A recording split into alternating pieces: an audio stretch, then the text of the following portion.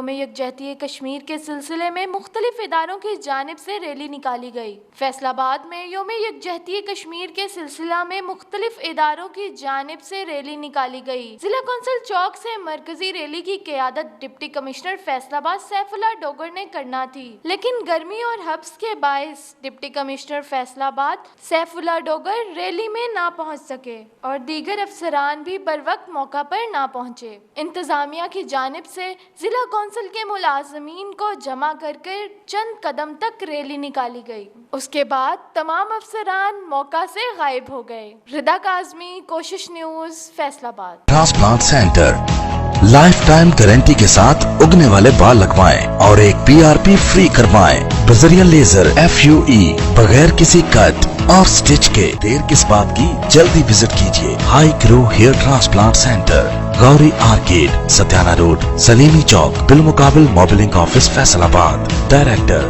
Riyadh Ali. Call 0301 6064 146۔ Doctor Waseem Tariq MBBS Punjab.